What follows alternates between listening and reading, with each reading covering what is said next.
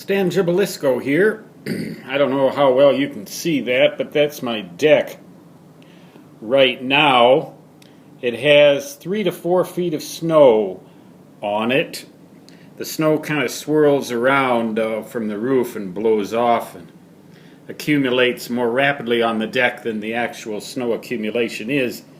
You can kind of see that, can't you? Got the exterior lights on out there. Then you got a reflection. That's a reflection from the window. Let me get over here, see, give you a better view of this. And then up there we have the vines that still are leafed out. They'll survive anything though. So, you know, this is approaching blizzard conditions here now.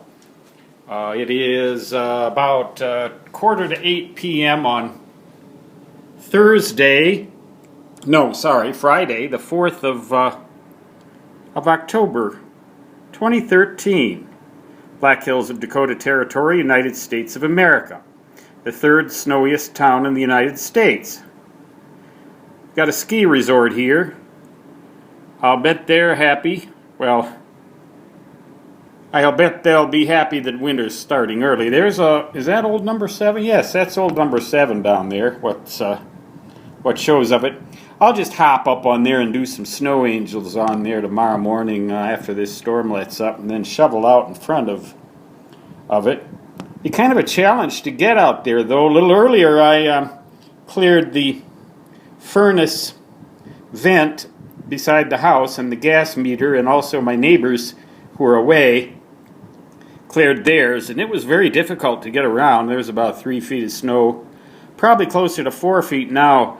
But look at that up there on the street light. It's kind of remarkable that the power hasn't gone out again, but I reckon it very well might. Now the radar keeps showing that we're near the tail end of this thing, but I guess in reality the conditions are not like that. A lot of times around here the radar will be deceptive. It'll look like there isn't much happening, but there is.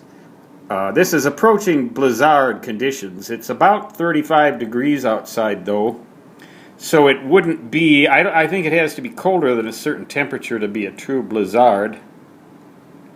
It's not quite like the Minnesota blizzards I remember, where it would be windier, much less snow, but much windier and much, much colder. But there's that tree. See that tree? I didn't really like that tree very much anyway. Maybe it kind of could tell, huh?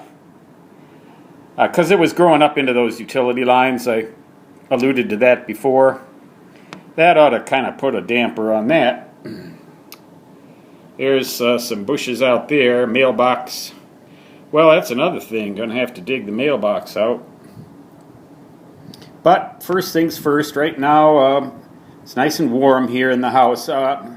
I alluded to the fact that it appeared to be 90 degrees in this house. Actually, it's not. What happens is the chimney, I can maybe show you this. The chimney actually runs up through the center of the house, and it runs right by the thermostat. That is the chimney for the wood stove, and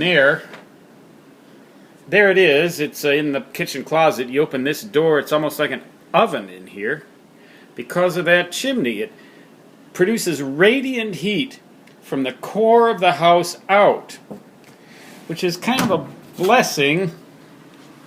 But it does, it screws up the reading of the thermostat. I don't know now how well you're going to see this. This iPad doesn't always want to change focus that well. It says that it's 90 degrees in this house. I've got the furnace off. The wood stove is providing all the heat, but that chimney screws it up. There's a barometer, not real accurate. Actually, well, that old barometer is probably older than I am. Goes with the ship motif, the ship decor that I've got here in the house. Well, I don't know how much longer we're going to have power. But I've still got that old generator running down there. So if it goes out, I won't have to be patching cords all over the place. But I'll know it went out because the Restaurant de la Colonne in Paris will go dark. Stan Gibilisco signing off from the Black Hills, Dakota Territory, USA. Until next time, the bookworm says so long.